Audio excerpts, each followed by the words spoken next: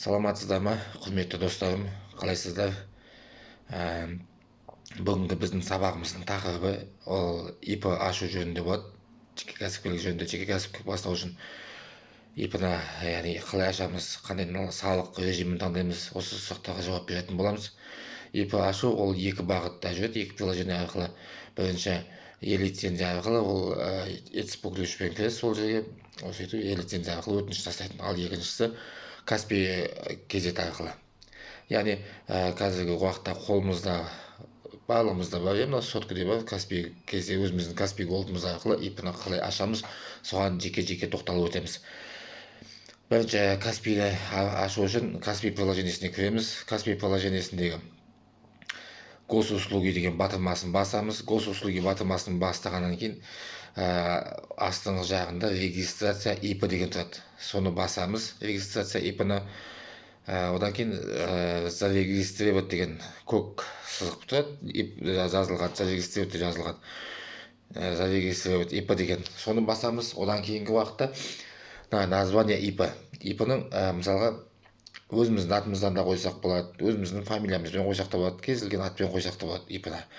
Осы название ИП-сын жазамыз. Одан кейін адрес, яғни мысалға Шымкент қаласынан болатын болсаңыздар, Шымкент қаласы деген басамыз. Оның ішінде Абай ауданы, тұрғылықты аудандар болады, қала ішіндегі аудандар.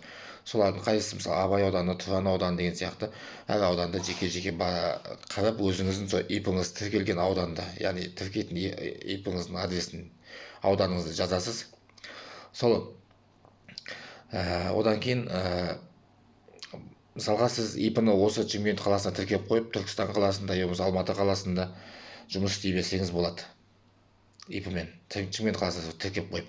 Яғни сіз тек қана ол жерде ертең жарты жылдық квартальный отчеттарды тапсыратын кезде, 90-дағы отчеттар тапсыратын кезде, сол жаңағы ИП тіркелген қаланы белгілеп, сол налоговый органға жібересіз отчетін.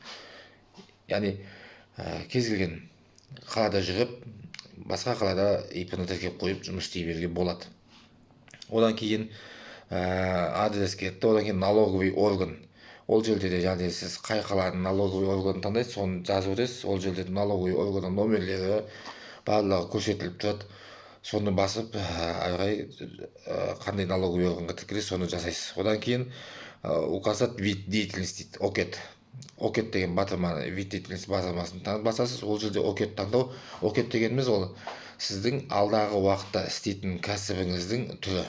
Мысалға білім саласы болады, мысалы білім саласы, болмаса розничный, яғни жеке сату бар, оптом бағада сату бар. Осылардың барлығын әрқайсысын жеке-жеке қарап, болашақта қандай кәсіппен айналысасыз, соған байланысты ОКЕТті таңдайсыз. Одан кейінгісі налоговый режим. Бұл ең басты нәрсе, налоговый режим деген. Бұл жерде налоговый режимде өзі 5 налоговый режим бар: общеустановленный бар, упрощенный бар, патенттерге, акциздерге арналған жеке-жеке налоговый режим, яғни салық режимі бар. Осы сіз мысалға упрощенный, әрқайсының өзінің проценттері болады. Мысалға розничный торговляның режимінікі 2%, общеустановленныйдікі 10%, акциздердікі 10%, патенттердікі 10%, және де упрощенный режимде айналысатындардікі 3%. Яғни сіз өзіңізге қайсысы ыңғайлы, соны таңдайсыз. Бұл жерде бір тоқтала кететін нәрсе, мысалға егер де сіздің табысыңыз, айлық табысыңыз 43 миллион теңгеден аспайтын болса, яғни